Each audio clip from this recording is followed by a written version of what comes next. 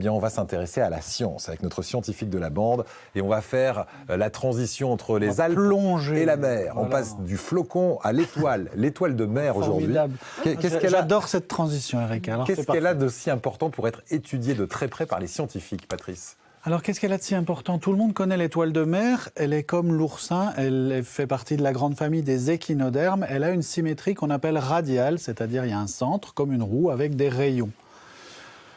On connaît cette symétrie depuis longtemps, mais on ne savait pas bien l'expliquer. Nous avons une symétrie qu'on appelle bilatérale, c'est-à-dire droite-gauche. On est autour de notre centre de symétrie avec deux bras, deux jambes.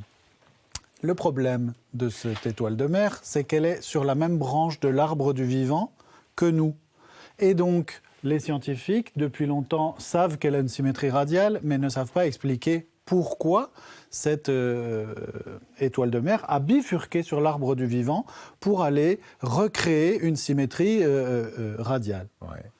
Alors, il se trouve que, en fait, quand on étudie, on voit l'arbre, alors c'est un peu artisanal, n'est-ce pas ? Mais on voit que ces échinodermes sont sur une branche qui est la branche des bilatériens, donc qui sont des organismes normalement avec un axe de symétrie. Alors comment c'est possible ? Quand on a un axe de symétrie bilatérien, on a une tête, un tronc et une partie postérieure, comme nous par exemple.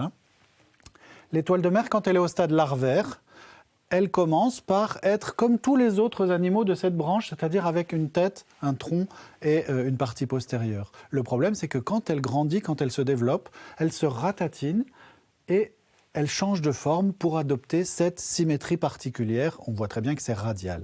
C'est quoi l'explication ? C'est génétique, forcément ? Alors, c'est de la génétique, en effet. Les chercheurs se sont intéressés à ce phénomène particulier et ont enfin compris au mois de novembre dernier d'où ça venait. Ils ont étudié l'expression de tous les gènes du plan du corps et ils ont comparé entre plein d'espèces, asymétrie bilatérienne ou asymétrie radiale, et ils ont découvert qu'en fait, l'étoile de mer ne conservait que des gènes de la tête.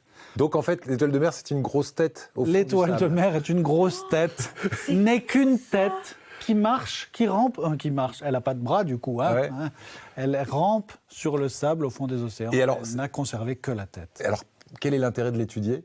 Eh bien, quand on cherche à comprendre le vivant, on apprend comment fonctionnent les espèces, et donc ça nous permet de comprendre. C'est une grande énigme qui a été résolue, ça paraît rien comme ça, concernant l'évolution des espèces. Ça fait plusieurs siècles qu'on ne comprenait pas pourquoi il y avait cette particularité, et donc on va probablement découvrir tout un nouveau pan de l'histoire de l'évolution des espèces sur Terre. Wow. Merci beaucoup, Patrice. Voilà, donc il nous étonne tout le temps avec des choses comme ça.